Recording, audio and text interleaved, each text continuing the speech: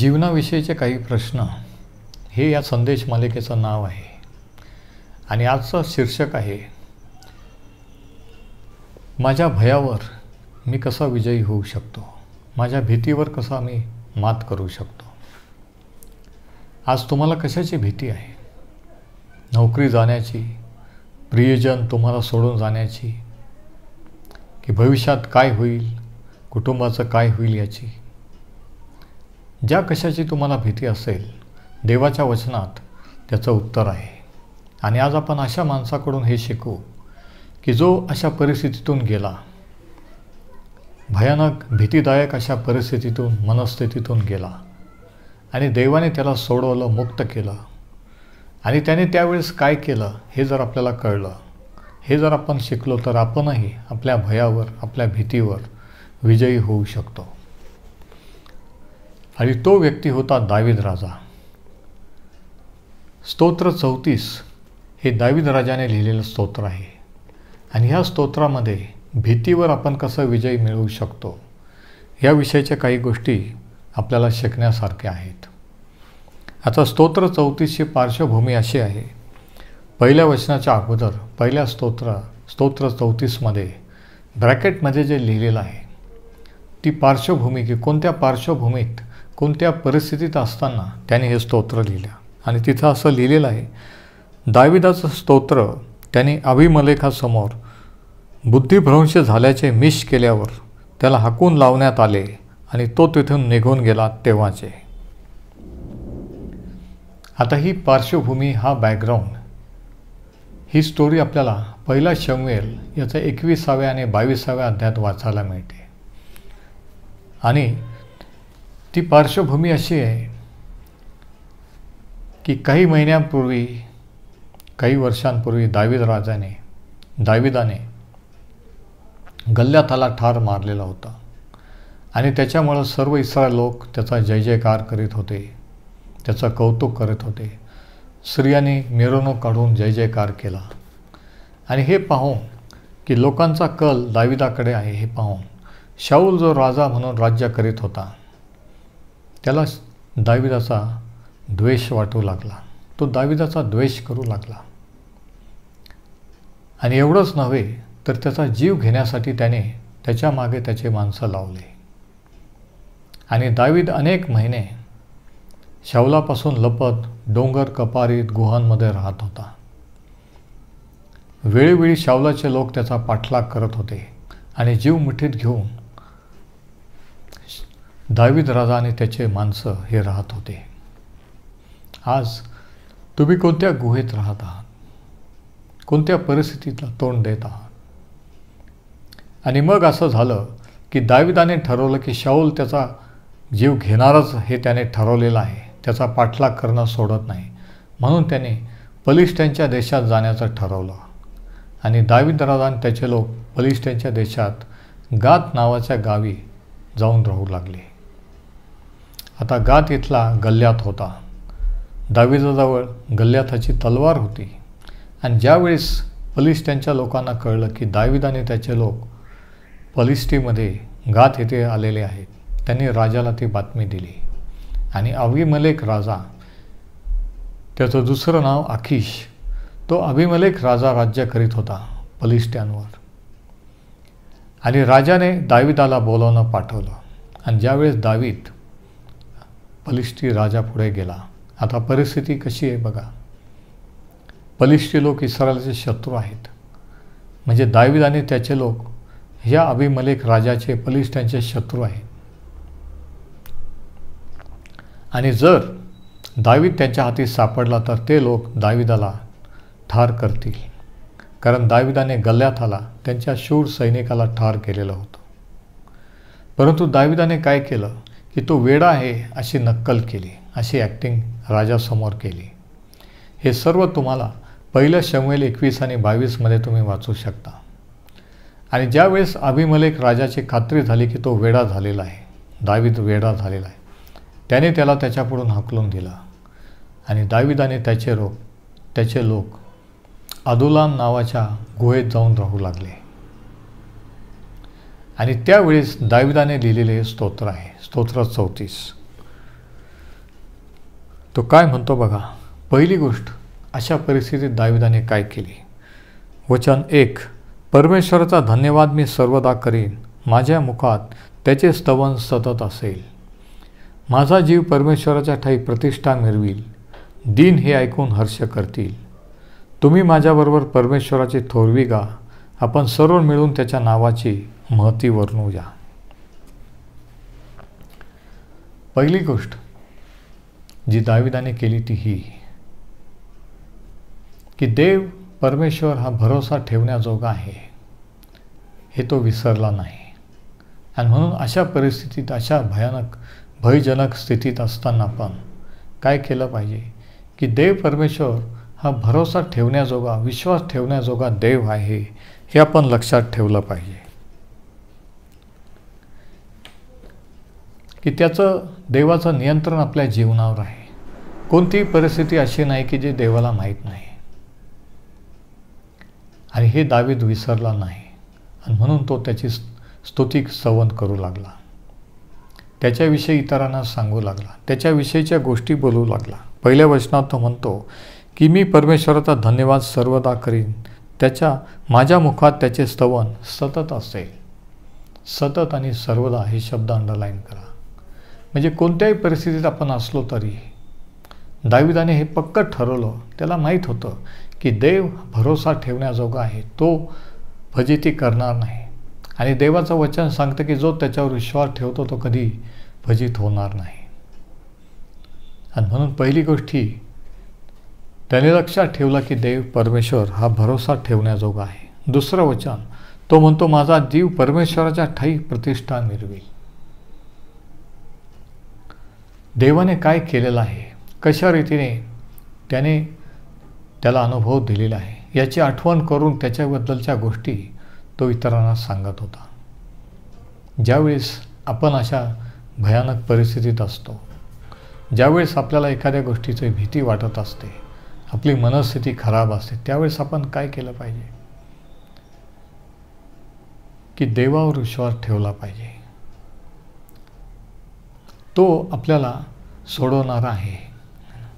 कोणतीही परिस्थिती त्याच्या हाताबाहेर जाऊ शकत नाही हे आपण ध्यानात ठेवलं पाहिजे की तो विश्वास ठेवण्याजोगा देव आहे. दुसरी गोष्ट दाविदाने काय केली बघा ह्या वातावरणात, अशा परिस्थितीत. वचन 4, तो म्हणतो मी परमेश्वराला शरण गेलो आणि तो मला पावला, त्याने मला माझ्या सर्व भयापासून सोडवले. दुसरी गोष्ट, आपण देवाला शरण गेला पाहिजे.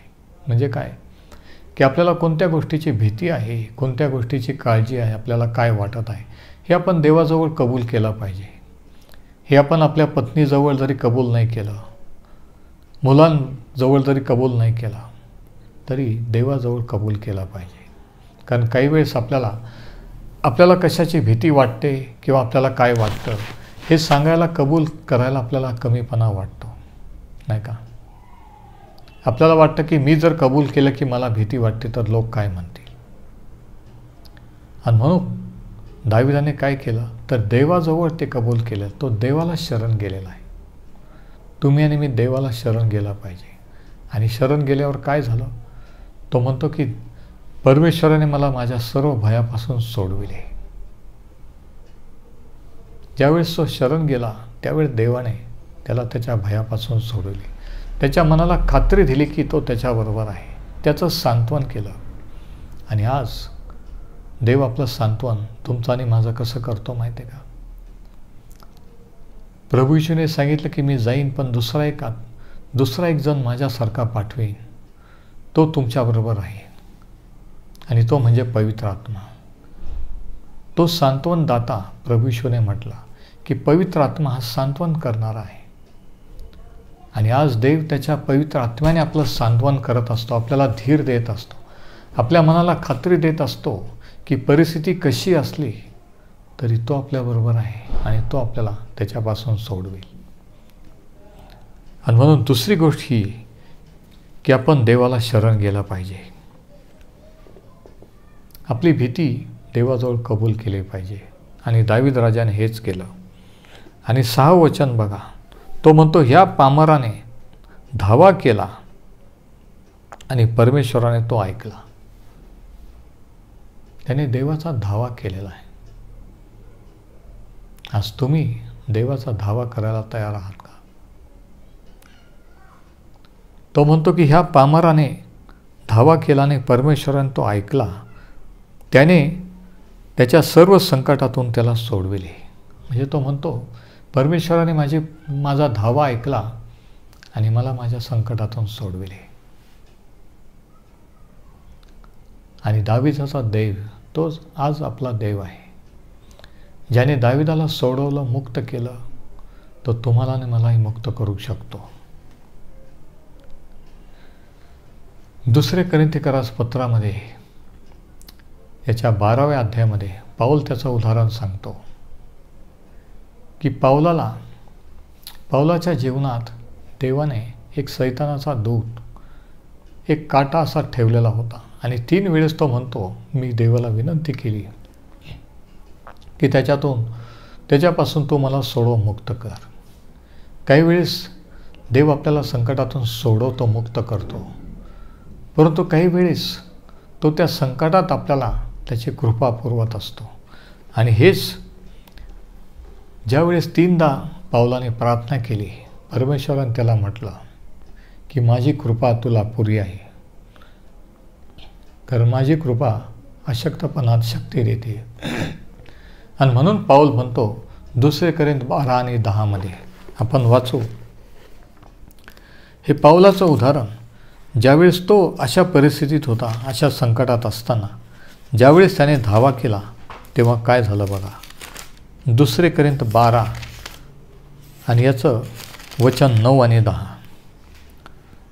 तो म्हणतो, परंतु त्याने मला म्हटले, म्हणजे प्रभू येशूने, माझी कृपा तुला पुरी आहे, कारण माझी शक्ती अशक्तपणात पूर्णतेस येते.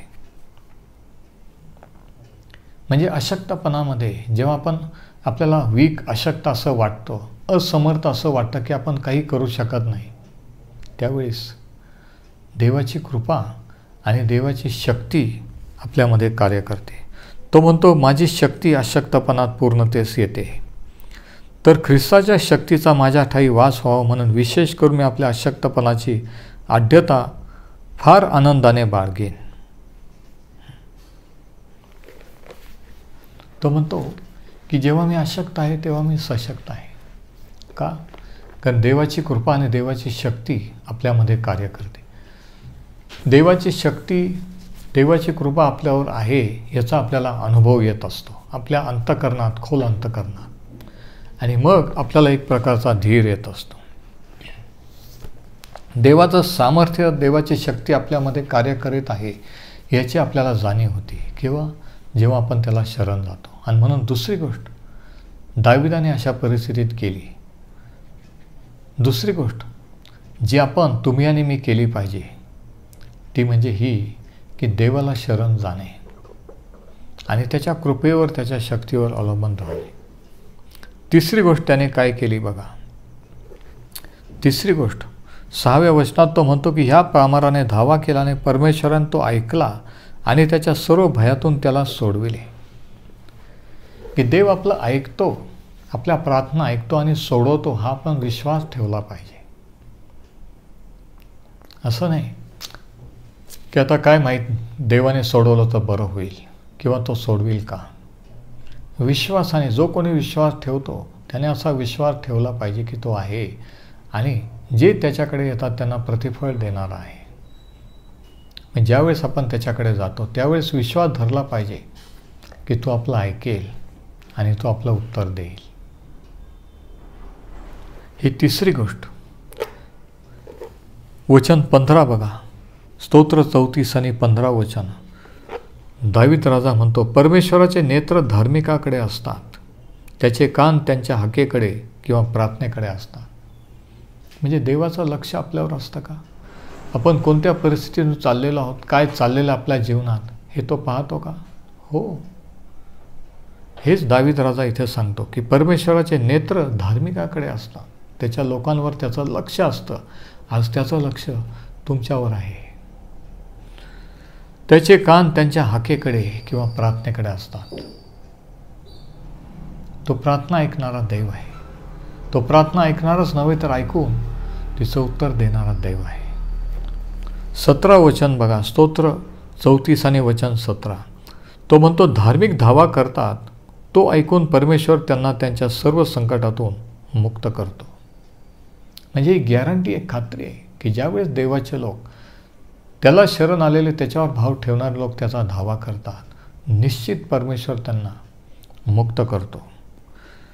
तो म्हणतो वचन 17 की धार्मिक धावा करतात, तो ऐकून, म्हणजे त्यांचा धावा ऐकून परमेश्वर त्यांना त्यांच्या सर्व संकटापासून मुक्त करतो.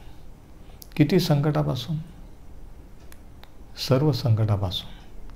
आज तुम्ही कोणत्या संकटात आहात? तुम्ही कोणत्या गुहेमध्ये आहात? कशाचं भय, कशाची भीती तुम्हाला आहे? त्याचा धावा करा, त्याला शरण या, तो तुम्हाला मुक्त करेल. आणि चौथी गोष्ट, वचन 7, स्तोत्र 34 आणि 7. परमेश्वराचा दिव्यदूत त्याचे भय धरण्याभोवती छावणी देतो आणि त्यांचे संरक्षण करतो. म्हणजे देवाने आपल्या संरक्षणासाठी प्रयोजन केलेलं आहे, याच्यावर आपण विश्वास ठेवला पाहिजे की अशा परिस्थितीत देखील देवाचं लक्ष आपल्यावर आहे. तो आपल्या प्रार्थना ऐकत आहे आणि त्याने त्याच्यावर उपाय, त्याच्यावर तोडगा काढलेला आहे. अशा परिस्थितीत, अशा भीतीदायक वातावरणात देखील तो आपलं संरक्षण करतो. आणि कसं?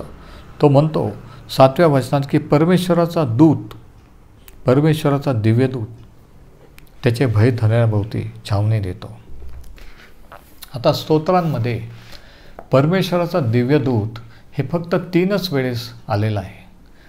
पहिली वेळ स्तोत्र 34 आणि वचन 7, आणि नंतर आपण जर वाचलं तर स्तोत्र 35 वचन 5 आणि 6. स्तोत्र 35, 5 आणि 6 बघा.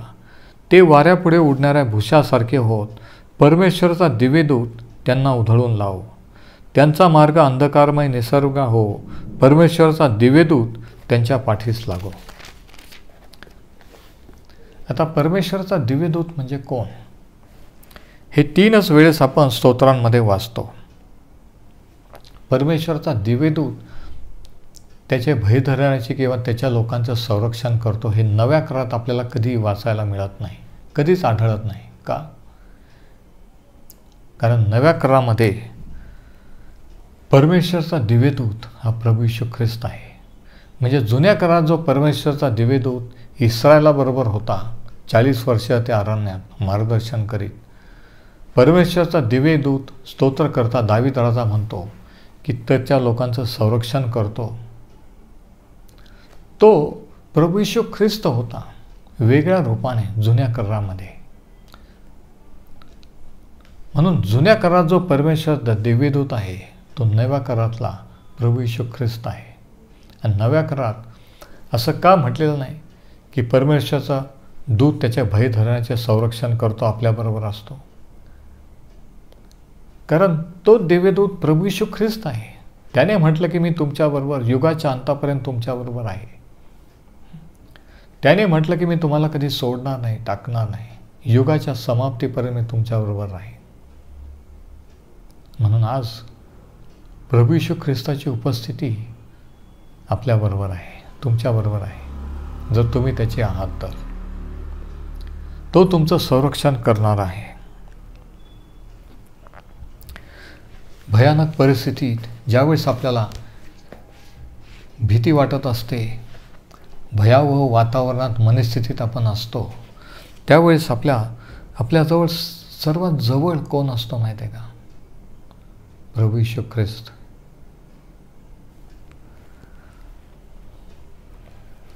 आता जुन्या करारामध्ये आपण वाचतो एक उदाहरण की काही वेळेस देव आपल्याला एखाद्या संकटातून सोडवत नाही, लगेचच सोडवत नाही, परंतु त्या संकटातून जाऊ देतो आणि त्या संकटात तो आपल्याबरोबर आहे याची खात्री, याची जाणीव करून देत असतो. उदाहरणार्थ दानिएलच्या पुस्तकात आपण वाचतो की ते 3 इब्री मित्र, दानिएलचे ते 3 मित्र, शद्रक, मेशक आणि अबेदनगो, ज्यावेळेस त्यांना अग्नीच्या भट्टीत टाकण्यात आलं, त्यांचा विश्वास होता, त्यांनी राजाला पण सांगितलं की देव आम्हाला त्याच्यातून सोडवू शकतो. परंतु काय झालं? देवाने सोडवलं नाही. राजाने त्यांना घेऊन त्या अग्नीच्या भट्टीत टाकलं, त्यांना त्या भट्टीत जाऊ दिलं. परंतु त्या भट्टीत असताना ते भस्म झाले नाही. त्यांच्याबरोबर चौथा एक व्यक्ती होता आणि तो नबुकदनेस्सर राजाने त्याच्या लोकांनी पाहिलं की जे लोक त्यांना भट्टीत टाकायला गेले ते भस्म झाले, परंतु हे तिघही जिवंत आहे आणि तिघं नसून चौथा एक जण त्यांच्याबरोबर आहे. तो चौथा परमेश्वराचा दिव्यदूत म्हणजे जुन्या काळात प्रगट झालेला प्रभू येशू ख्रिस्त होता.